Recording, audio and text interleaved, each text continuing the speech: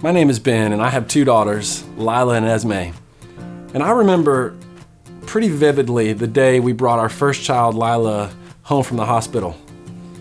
I looked at my wife, Holly, and I said, that was great, at least for me.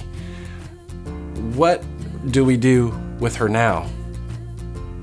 It seemed insane to me that the doctors and nurses would allow Holly and us to be in charge of this person, this human's life, indefinitely. I think the best word to describe my first impression of parenting would be overwhelming. For sure, I'm overwhelmed with love, overwhelmed with responsibility, overwhelmed with exhaustion, overwhelmed with Google searches. How to swaddle, that was my first Google search. Then I moved on to other things like how to put a baby in a doorway jumper without regretting it forever. Maybe that was just me. By the way, doorway jumpers, terrible idea. Look, parenting, it's overwhelming. Some of us deal with that in different ways. We read books, we ask for the advice of a professional, we reach out to friends or family members who are a little bit down the road from us. We call our moms and say, Mom, how did you keep us alive? We read online forums, not a good idea, by the way. Don't read those. At one point, I got so desperate that I got on Pinterest. Yes, me, a male husband, got on Pinterest for parenting help. Look, there is plenty of advice out there. But then, even that can be overwhelming, right? The sheer volume of ideas and theories and guidelines, it's enough to make you want to quit before you even start. I've been there. Every parent has probably been there. But today I want to give you one thing to focus on. Just one thing to think about when it comes to raising your children. I know there's a lot that you could, but I'm just going to give you one thing. If you can get this concept, we think it will narrow the scope of your focus. And maybe over time, it'll ease some of the overwhelming feelings that we all deal with. In Deuteronomy 6, chapter 6, verses 5 through 7, Moses gives some parenting advice. And here's what he said. He said simply, love the Lord your God with all your heart and with all your soul and with all your strength. These commandments that I give you today are to be on your hearts. Then he says, impress them on your children. Talk about them when you sit at home and when you walk along the road and when you lie down and when you get up. That's simple. Moses doesn't begin a debate on whether or not you should let your child cry it out or not. He doesn't say this one command I give you, baby sign language. He doesn't talk about how much television kids should watch. No, Moses says, look, he tells the people the most important thing they can pass along to their child is a love and knowledge of their Heavenly Father. And so we think, that's so obvious. Of course I'm going to pass that on.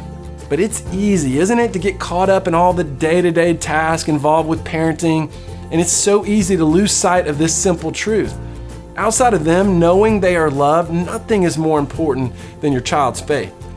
Nothing is more important than living a life that shows your child that their Heavenly Father created them and loves them and desperately wants a relationship with them. So instead of asking yourself, what do you want your child to do? What if you asked yourself, who do I want my child to be? There was a season of my life when I used to go running with my brother-in-law, Tim. Now, to Tim, running is easy and fun, okay? He's one of those people. To me, running is terrible and hard. I'm one of those people, okay? He's one of those guys who can carry on effortless conversations while he runs. I hate people like that. I'm gasping for air. I'm grunting. I'm trying to hide the fact that I'm crying. But one day, while I was doing what I did best, which was complaining to Tim that I couldn't go any farther, he said, look, why don't you just look up and find a landmark way off in the distance? Just focus on making it there. And so that's what I did. Now, focusing on that spot, it didn't put any more oxygen in my lungs. Didn't make me any happier about running, but it did help me push through because I kept the destination in focus. And that's what we want you to do with parenting. We want to help you choose a spot in the horizon to focus on. And so at the end of this video, here's what we'd love. We'd love for you to sit down and write a description of the type of person you'd like your child to grow up to be. Do you want your child to be forgiving? Do you want your child to be generous, a good friend, a hard worker, compassionate, determined, loyal? We want you to choose 3 to 5 words. Now, you're going to share these during the baby dedication event, so we want you to make sure that you write them down, write them out. Now, I realize, and I would probably be like this, some of you are going to look at this list and start getting overwhelmed all over again. You're thinking, whoa, wait a minute. I'm just trying to get my daughter to sleep longer than 3 hours a night. I'm trying to get my son to eat something other than marshmallows for dinner. And you want me to focus on teaching them how to be compassionate? That's not what this list is. This list, it's your ultimate destination. Let your periphery take care of the little things, but let this list navigate the big moments and the big decisions. Because look, right now is important. And the crazy, overwhelming moments along the way are important. But while you are surviving those, we want you to keep a bigger picture in your mind. And here's what we want it to be.